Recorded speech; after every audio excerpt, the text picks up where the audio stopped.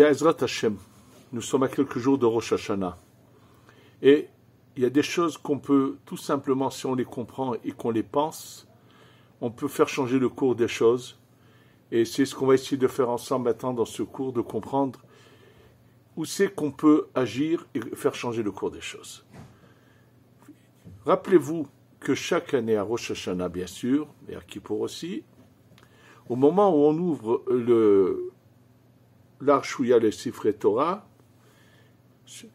quelqu'un récite, et une fois, et après tout le monde récite derrière lui, un pasouk, qui est le suivant, Le'olam Adonai, Devarecha Nitzav Bashamayim. Et là, ça va être répété 12 fois. On doit savoir que rien n'est un hasard. Pourquoi 12? Pareil, je vous dirai après, à la fin de Kippour, où on va dire 7 fois Adonai Hua Elohim, Adonai Hua Elohim, 7 fois. Pourquoi 7 fois le soir de Kippour? Sachez que tout ce qui est un chiffre a une importance. Tous les jours, le matin, dans l'office, vous dites Adonai Melech, Adonai Malach, Adonai Imloch Lambaed 2 fois. Pourquoi 2 fois?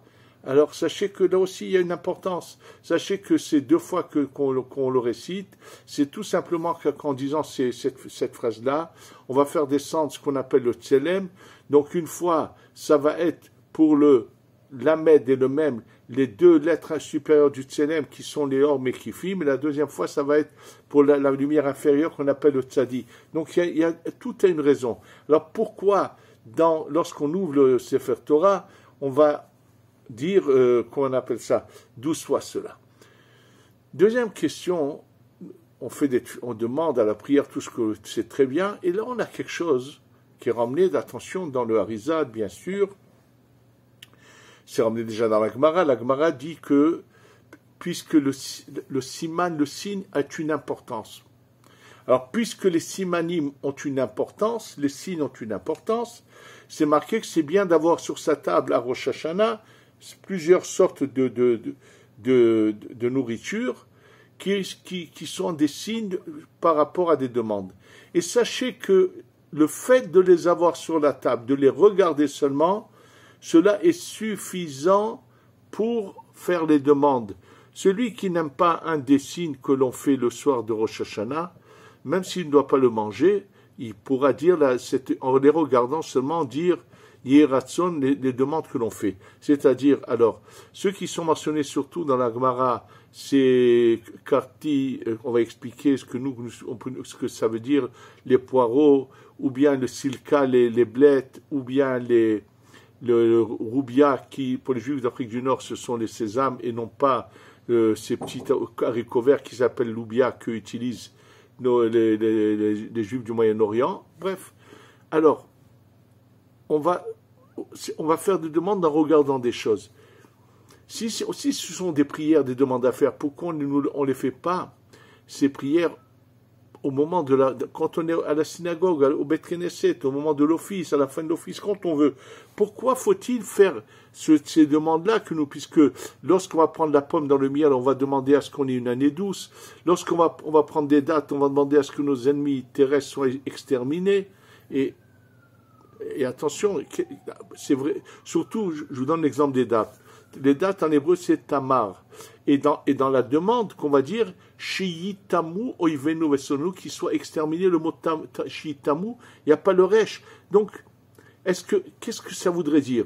Alors, sachez que c'est pas parce que le mot se ressemble, mais parce que le mot tamar est la valeur numérique de 10 fois le din, 10 fois la justice stricte. Et là, on va demander que les 10 niveaux de din aillent sur nos ennemis et les exterminent.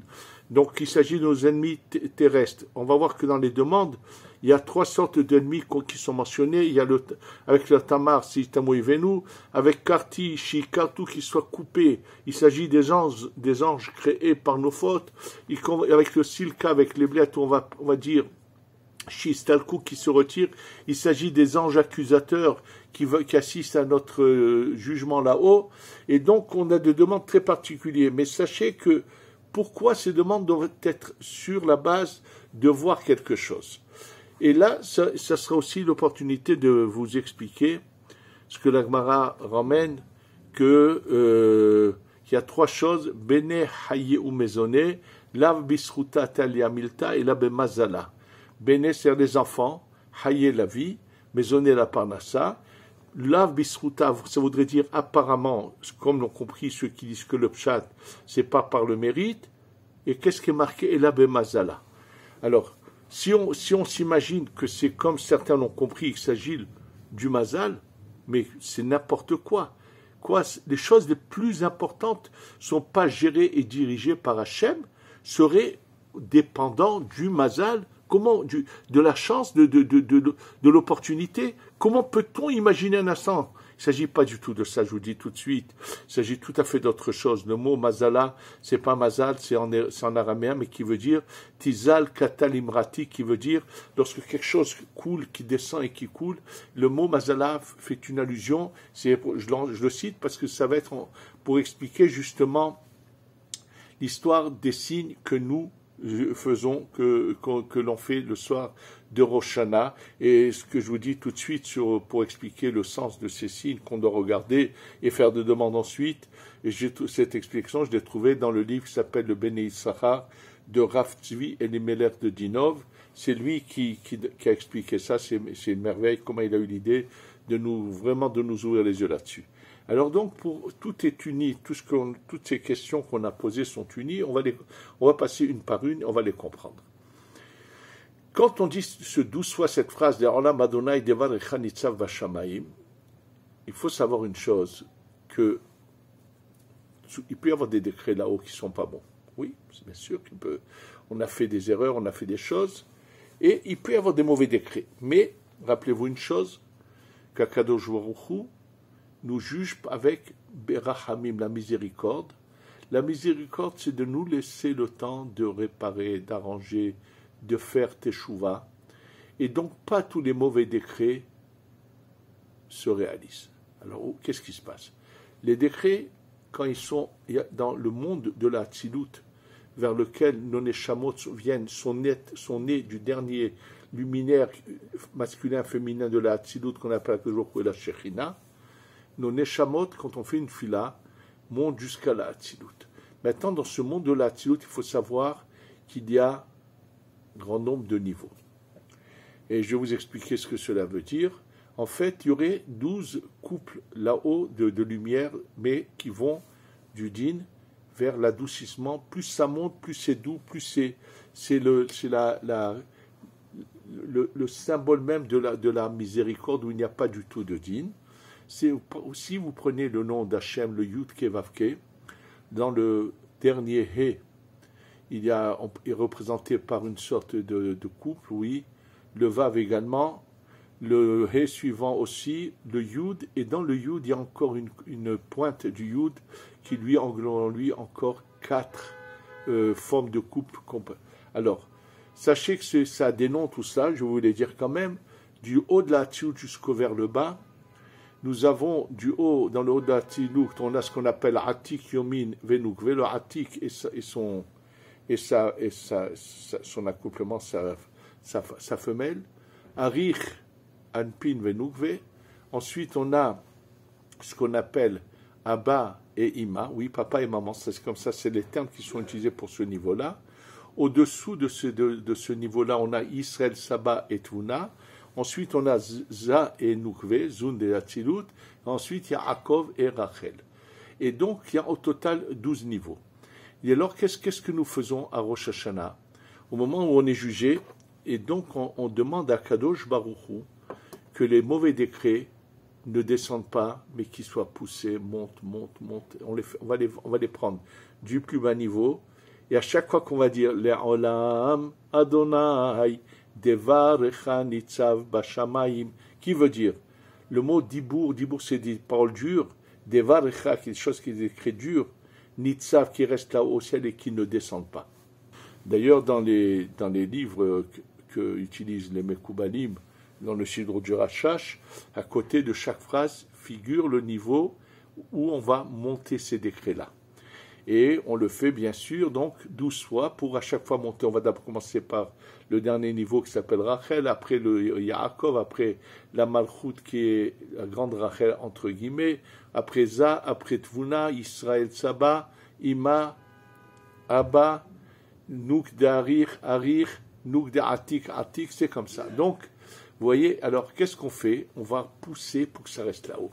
D'ailleurs, je vais vous dire tout de suite ce qu'a dit, nous a enseigné le Ben Ishraï dans son commentaire sur la Gemara. La Gemara dans Masechet Shabbat d'Afyud, donc page 10, la Gemara dit attention, ne fais jamais de différence entre les enfants, parce qu'à cause d'une tunique supplémentaire qu'a donnée Yaakov à Yosef en plus que ses autres frères, et c'est marqué les mots suivants, Nid Galga la Davar, le Davar a roulé, Nid Galgel c'est comme un ballon qui va et qui roule et qui descend, Ve Yardu Avotsenu Mitzraïm, et nos ancêtres sont descendus en Égypte. Naturellement, dans cette Gemara, tout de suite, le Tosfot dit, mais je ne comprends pas. Ça veut dire qu'on voudrait dire ici que c'est la vente de Yosef qui a provoqué l'exil, mais pourtant, c'est marqué en noir sur blanc dans la Torah que lorsque Abraham a dit « Comment je sais que je vais hériter de cette terre ?» Là, à ce moment-là, lui a dit Akadosh Baruch Hu Abraham Avinu « Yadoua tedar ki ger yezracha beretzolahem arba meot shana va'avdu ve'inu otam » Sache que tes descendants vont être 400 ans en Égypte, ils vont être, il ne pourrait pas marquer l'Égypte, ils seront en exil et ils vont souffrir et tout. Donc c'est la question de Tosfot. Bon.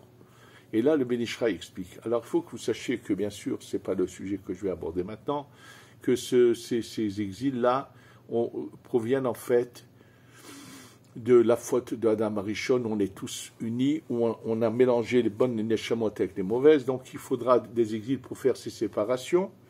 Et lorsque Abraham dit une phrase, il a voulu essayer d'annuler ce décret, puisque Abraham, c'est la réincarnation, le Gilgoul de Adam Arishon, avait été parti en Égypte pour annuler, mais lorsqu'il a dit une certaine phrase, Hachem lui a dit ce que tu as fait pour annuler n'a pas marché, parce que voilà pourquoi et pourquoi. Donc il lui dit que le décret va quand même avoir lieu. Yitzhak essaie de l'annuler, il n'arrive pas, parce qu'on ne le laisse pas descendre en Égypte. Yaakov arrive à annuler le décret, mais malheureusement par tout ce qu'il a passé, mais malheureusement, au moment où ses frères, les enfants de Yaakov vendent Yosef, ce décret qui était existant, mais il était bloqué là, dans le sommet de la Hatzilut, dans un endroit où c'est que la bonté et la miséricorde, ils ont provoqué qu'il roule et qu'il descende. Donc c'est ça ce qui est marqué Nid Galgal Adavar. Donc en fait, nous ce que l'on fait, on fait en sorte que les mauvais décrets, on demande à ce que les mauvais décrets montent jusqu'au plus haut niveau de la Hatzilut et restent là-bas et ne descendent jamais. Donc c'est pour ça qu'on répète cette phrase Le'olam Adonai Devarecha Nitzav Bashamayim. Sachez que dans le livre du Rashash, le nom de Dieu, le Yud, le He, le Vav et le He sont ponctués avec la ponctuation du mot Devarecha. Et c'est une allusion que ce nom de Yud Kevav qui va venir adoucir cette dureté des mauvais décrets et les faire passer, de les pousser vers le haut qui reste là-haut. Bon, c'est très bien, donc on a compris ça. Sachez que lorsque on récite ce qu'on appelle Yag Midot de Rahamim, les 13 adjectifs de miséricorde, qui sont El, Rahum, Vehanun, Erek, Apaim, Verav Hesed, Ve'emet, Notzer Hesed, La Alafim, Nose Avon, Vafesha, Vehata, Venake. Nous avons 13 niveaux de miséricorde. Sachez que ces 13 niveaux de miséricorde viennent d'un très haut niveau du monde de la Hatzilut et que lorsqu'on récite, on arrive à faire descendre cette miséricorde qui vient d'un très haut niveau. C'est comme ça qu'on les appelle les 13 midot de Rahamim. Ils viennent du niveau qui s'appelle Ari Hanpin et dans ces 13 adjectifs, il y en a 2 de ces 13 qui sont appelés Mazala. Mazal Elyon, Mazal Tarton. C'est pas le Mazal, c'est pas la chance au petit bonheur, ni pas du tout. Il s'agit en fait de 2 niveaux desquels qui sont un masculin, l'autre féminin, et lorsque eux s'unissent, de eux on peut faire descendre Béné, Haye ou Maisonné. Ça veut dire que la prière que nous faisons, la tfila que nous récitons, elle monte jusqu'à un niveau qui s'appelle Zun de Hatzilut, le plus bas niveau de la Hatzilut. De là-bas, ça va continuer à monter, s'il n'y a pas d'empêchement pour que ça arrive plus haut, mais que si on sait faire à se brancher à beaucoup plus haut, on peut faire descendre des choses que par la Zechuta, c'est la Tfila, il s'agit. Lav Bezechuta, c'est trois choses, les enfants, la vie et la Parnassa. Par la Tfila habituelle, on n'est pas sûr d'être exaucé, mais celui qui sait se brancher beaucoup plus haut peut être exaucé. Alors, c'est de là-bas qu'on les fait descendre, et c'est ça en fait tout le savoir que quelqu'un qui est branché dans la Kabbalah à ces niveaux-là, il y a moyen de se brancher en faisant ce qu'on appelle des Yehudim, et c'est pour ça que nous avons des tzadikim qui arrivent à faire descendre des choses, parce que tout simplement, eux arrivent à se brancher à ce niveau qui est plus haut, et faire ces choses qui par la prière habituelle, on n'arrive pas à faire descendre. Donc c'est dans ce sens-là que c'est pas le mot mazal, la chance, mais mazala. Ça veut dire que ce sont deux niveaux qui s'appellent comme des lumières qui descendent, qui coulent, tizal, kata. Elle descendra, katal, imrati, comme la rosée, mes paroles. Ça veut dire que quelque chose qu'on arrive à faire descendre de ces deux niveaux. Ces deux niveaux sont le 8e et le 13e niveau des adjectifs des 13 midot de Rahamim, qui sont Notzer Hesed et Venake. Oui, ce sont ces deux niveaux-là, qu'on appelle les deux mazalot, qui lorsqu'elles s'unissent, ces deux niveaux d'un très haut niveau s'unissent, font descendre ces choses-là, font descendre la vie, font descendre les enfants, font descendre la parnassa. Donc c'est dans cette image-là qu'on nous parle de ce qui est dit. Et maintenant, le soir de Rosh Hashanah, on va essayer de faire quelque chose pour que justement se brancher à ce niveau-là. Alors, il faut savoir que quand on veut se brancher très haut, il faut faire des choses très spirituelles. Dans le rajout de la prière pendant les 10 jours de Pirosh Nashka Kippour, on va rajouter cette phrase Zochrenu lechayim elechafetz v'chayim, kodenu b'sefer chayim lema'anach Elohim chayim, qui veut dire Zochrenu, souviens-toi, Zochrenu lechayim, souviens-toi de nous pour la vie, Melech Chafetz B'Chaim, ce roi qui désire la vie, Kodvenu, inscris-nous, Besefer Chaim, dans le livre de la vie, les Ma'anach pour toi, Elohim Chaim, Dieu vivant. Le Harizal pose une question simple. S'il veut, je demande à Hachem de m'écrire dans le livre de la vie, il est sûr qu'il doit se souvenir. Pourquoi il y a ces deux phrases? Une, Zoch, souviens-toi, et une, Kodvenu, et inscris-nous. Et le Harizal dit non, attention, le souvenir c'est quelque chose de spirituel, l'écriture c'est quelque chose de matériel. En fait, on fait deux demandes. La première c'est pour notre neshama, notre âme, qu'elle reçoive de la lumière. Et la deuxième c'est pour notre corps, Kodvenu, c'est pour notre corps qui soit en bonne santé. Donc on a parlé de quelque chose de comment on appelle ça, on a utilisé un terme qui matérialisait les choses en écrivant, donc fait allusion au corps. Sachez que lorsque quelqu'un ne parle pas et il fait un signe sur quelque chose, alors ce signe, sachez qu'il est au-delà de la parole, donc il est beaucoup plus haut.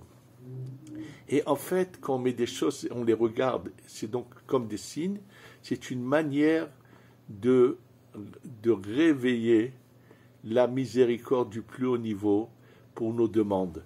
Et c'est-à-dire pour que ça descende jusque dans la matière, c'est pour ça, jusqu'à nous, c'est pour ça qu'on va mettre des choses concrètes, des aliments, et on va essayer de faire qu'en sorte cette lumière qui est très spirituelle jusqu'en haut, on arrive à la faire descendre jusqu'à ces aliments qui sont de la matière, qui sont à côté de nous.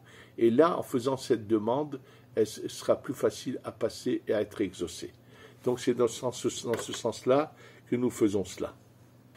Et là, je vais revenir au signe même. Alors, sachez que le Harizal, dans un livre qui s'appelle Le Pri Etz Chaim, sachez que les écrits du Harizal ont été écrits par deux personnages. Il y a eu d'abord son fils, qui a reçu qu'une partie des écrits de son père, Rav Shmuel Vital, parce que Rabbi Chaim Vital a 3 fois dans sa vie fait une récapitulation de tout ce qu'il avait étudié en l'espace de moins de 2 ans avec le Harizal. 3 fois dans sa vie, il a tout réécrit, il a tout arrangé. Et une partie des écrits sont arrivés à son fils, et c'est ce sont les livres les plus étudiés, comme celui que dans ce qui concerne les pensées de toutes les fêtes et le Shabbat et les jours, on appelle ça le Sha'ar Kavanot. Mais il y a aussi d'autres personnages qui ont eu d'autres écrits qui n'étaient pas dans les mains de Rav Shmuel Vital. C'est Rabbi Avraham Azoulay et Rabbi Meir Papirash. Rabbi Meir Papirash est un élève de Rabbi Chaim Vital, et avec Rabbi Avraham Azoulay, l'arrière-grand-père du Hida, eux ont réussi à récupérer des écrits qui étaient dans la tombe, ils les ont retirés, et ils les ont mis, et après ils nous les ont donnés. Et il faut savoir que presque personne n'étudie le Pri Etzraïm, puisque c'est surtout le Sha'ar Kavanot. Par contre, pendant des siècles, pendant pas mal de temps, en Europe, beaucoup de rabbanim n'ont pas vu le Sha'ar Kavanot, n'avaient que le Pri Etzraïm. C'est le cas du Baal HaTanya, qui n'a pas vu le Sha'ar Kavanot, n'a vu que le Pri Etzraïm. Et il y a certaines choses, comme ne pas dire Shamou Ben Israël le vendredi soir, avant la Hamida, que certains lituaniens s'abstiennent de dire. Le Baal HaTanya a été dans leur sens, parce qu'il n'avait pas vu que dans le Sha'ar Kavanot, c'était marqué que oui, il faut dire Veshamro Ben Israël le vendredi soir avant la Hamida. Mais il y a aussi d'autres choses qui sont dans le Pri Etzraïm qui ne sont pas dans le Sha'ar Kavanot. C'est l'exemple de la pomme dans le miel. Ça, ceux qui ouvriront le Pri Etzraïm dans les Drushim de Rosh Hashanah, le 7e chapitre, ils verront que là-bas c'est marqué Ve'anche Ma'atzeh, que les gens qui font attention, en rentrant chez eux, mangent la pomme dans le miel. Et pourquoi je précise tout cela? Parce qu'il y a eu, pendant, je ne sais pas, ça fait 20, 30 ans, j'en sais rien, quelques années, pas mal d'années en arrière, où tout d'un coup est tombée vraiment une erreur grossière chez certains rabbanim qui, entre guillemets, qui connaissent la Kabbalah, et qui ont tous dit, attention, pas le miel, du sucre, ce qui est complètement faux. Alors, l'erreur s'est faite à la suite de deux choses. Étant donné qu'il y a des endroits, aujourd'hui c'est plus le cas, mais il y a eu pendant longtemps des régions où les pommes étaient que des pommes acides dures qui sont mangeables que cuites. Moi, je peux vous dire, c'était le cas quand j'étais à la yeshiva de Getzed. À Rosh Hashanah, on nous donnait des pommes cuites, parce qu'on ne pouvait jamais nous donner il n'y avait pas de pommes, la golden n'existait pas. La pomme de la région, là-bas, c'était des pommes dures. Et donc, bien que tous les ashkenazim sont unanimes qu'on prend la pomme dans le miel, ils étaient obligés de la cuire pour qu'elle soit mangeable. C'est le cas de ce qui s'est passé en Irak. Et c'est pour ça que dans les halachot, le Ben Ishraï parle de leur coutume de cuire les pommes. Mais le Ben Ishraï lui-même, ce qu'ils n'ont pas vu, c'est que dans son livre, son commentaire sur Shir HaShirim, Shlomo, qu'il a écrit, dans le deuxième chapitre de son commentaire, sur le pasouk, le verset qui se trouve dans Shir HaShirim, qui dit Ketapuar ba'atse haya'ar ken dodi ben abanim, comme Ketapuar, comme la pomme, ba'atse haya'ar, dans les arbres des forêts, ainsi mon oncle c'est Rachem est avec nous. Alors, et il explique pourquoi on compare Hachem à la pomme. Et il explique, et après il dit, maintenant tu vas comprendre pourquoi le soir de Rosh Hashanah, il dit, on prend la pomme dans le miel et non pas un autre fruit dans le miel. Donc le Ben Ishra lui-même l'a écrit. Et pour être sûr que le Ben Ishra, lui, il a vu tous les écrits du Harizal, ainsi que le Pri Etzraïm. Pas seulement ça, il y a aussi encore un autre livre de Rabbi, l'élève de Rabbi Chaim Vital, qui, lui, dans son livre Or Tzadikim aussi, ramène la pomme dans le miel et dit, regarde son secret dans le Sidour du Harizal. Malheureusement, c'est un Sidour que nous n'avons plus. Et donc, là-bas, il explique que c'est en réalité pourquoi. Et il y a une raison profonde à cela. Pourquoi c'est dans le livre qui s'appelle Kilot Yaakov, l'élève du José de Lublin, qui a fait une sorte d'encyclopédie de Kabbalah. Là-bas, il explique qu'en fait, il faut savoir que le dvash, le miel, c'est le din adouci. Il faut savoir que de Rosh Hashanah jusqu'à Kippour, on adoucit le din. Et les chassadim viennent plus tard à Sukkot. Et étant donné que les 5 lettres finales de l'alphabet, qu'on appelle Man Safar, Chav Sofit, Mem Sofit, Nun Sofit, Pet Sofit, Sadi Sofit, qui leur valeur numérique est de 280, ce représentent les 5 niveaux de din. Et lorsqu'on va leur ajouter un 26, qui est le Yud Kevavke, qui est la Rachamim, on va adoucir le din. Ça donne la valeur numérique du mot de vache, 306. C'est même en allusion dans le shofar. Le shofar, c'est qu'on coupe le mot en deux shofar, chou, 306 et 280. C'est la même chose. Donc il y a une raison précise, et c'est pour cela, et ce qui a aussi provoqué leur erreur, c'est qu'il y a eu un Rav qui a vécu en Turquie, qui a écrit un livre qui s'appelle Yafé Lalev, le fils de celui qu'on appelait Rabbi Haïm Falaché, qui est plus connu, son fils, a écrit dans son livre, c'est ramené dans le Kaffa Haïm, je ne sais pas pourquoi il a écrit ça, pourquoi mais le miel plutôt du sucre, c'est des chassadim, avec tout le respect à ce grand Rav qui était le fils du Rav Haïm Falaché, c'est sûr qu'il n'a pas vu les écrits du Harizal et c'est faux. Les chassadim, c'est Kasukot. Et à Rosh Hashanah, c'est adoucir le din. Donc c'est clair. Donc c'est la pomme dans le miel. Et au passage, ceux qui continuent avec le miel, même à Sukkot, là aussi font une erreur. Parce que je sais qu'il y en a beaucoup qui l'ont fait, mais c'est faux parce que le miel est l'adoucissement du din. Alors qu'à Sukkot, c'est carrément les chassadim. C'est vraiment, on est passé au-dessus de tout cela. En tous les cas, ça fait partie. Et comme je vous l'ai dit, il y a 3 sortes de signes qui sont pour nos ennemis. Ensuite, il y a celui qu'on appelle Roubia, et dont les Juifs d'Afrique du Nord prennent le sésame et qu'ils appellent Tiltan. Et sachez que là, il y a une base, on parle des différentes couleurs qui seraient permises ou interdites pour une femme. Et là, on voit clairement qu'il s'agit bien du sésame foncé marron, ça correspond, c'est le Tiltan, et non pas ce que utilisent les Juifs du Moyen-Orient, ce fameux haricot vert qu'ils appellent l'oubia, que le Ben Israël ramène, mais ce n'est pas du tout notre coutume. Et je vous dis, il y a des preuves que ce que nous faisons est plutôt. Et il ramène également dans le Priat Sraïm que c'est bien de prendre un peu de poisson, chez Nifre venir Bekadagim, où on se multipliera comme le poisson, et non pas comme ceux qui ont voulu craindre que le mot dag, da'aga, dag, ça voudrait dire, on pourrait dire dag, da'aga, daga, c'est des soucis. Si le Harizal ne craignait pas cela, donc on n'a pas à faire cas. Et bien sûr, on prend la grenade, ça c'est évident. La courge, qu'on appelle ça kara'a, pour que nos décrets soient déchirés. Et je vous ai parlé de la date qui représente 10 fois le din. Et c'est pour ça que nous commençons d'abord par la pomme avec le miel, pour d'abord amener de l'adoucissement sur nous, ensuite frapper nos ennemis. Il y a bien sûr ceux qui peuvent se procurer la tête d'agneau, c'est très bien. Il y a le rojouelonezana, et faire qu'on soit des têtes et pas des queues, et qu'on se souvienne du sacrifice de Yitzhak.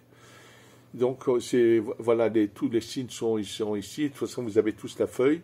Mais sachez, je vous répète que s'il faut, c'est la pomme dans le miel, et surtout n'écoutez pas cela. Je peux vous dire qu'il y a quelques années, quand je me trouvais dans la yeshiva de Nahar Shalom, il y a fait 4-5 ans de cela, où même le Rav Benaïou Shmueli, qui est le grand Mekoubal, très grand ami à moi, lui-même s'était laissé tromper par cette idée-là, et un de ses enfants m'a dit qu'il ne laissait même pas rentrer des gâteaux au miel à la maison. Et donc, j'ai d'abord un de ces garçons qui est un Baruch Hashem grand, mais Koubal, qui s'appelle Rav Shlomo Shmueli. Shmueli, je vais d'abord montrer à lui l'écrit. Ensuite, je suis allé chez Rav Benaïou, je lui ai dit, regarde, voilà, c'est noir sur blanc. Et sur le champ, c'est un vendredi soir, devant toute l'assemblée, surtout qu'il y avait tous ces élèves de Batiam. Il a dit, je reviens sur ce que j'ai dit, je me suis trompé, c'est la pomme dans le miel. Absolument, c'est le harizal, c'est noir sur blanc. Fasse que Kadosh Baruch Hu, on va enfin avoir la délivrance totale. On va bloquer tous les mauvais décrets là-haut. On va faire descendre les bons décrets, le Beth Amikdash, le Mashiach, nos pauvres frères qui sont encore prisonniers de ces barbares, le Hamas, puissent être libérés au plus tôt, et qu'Hachem anéantisse tous ces barbares, tous ces sauvages, tous ces antisémites qui nous veulent du mal, aussi bien le Hamas que le Hezbollah, ou que l'Iran, ou tous dans le monde, tous ceux qui nous veulent du mal, Hachem, le Mashiach va venir leur faire leur compte, et on va pouvoir passer à l'étape suivante, et encore mieux servir Hachem, et enfin la Geoula Shema, Sheyeh Shana Tovon Borchet Tikadvu V'Tehatmu, Lechaim Tovim U'Shalom, Amen Ve'Amen.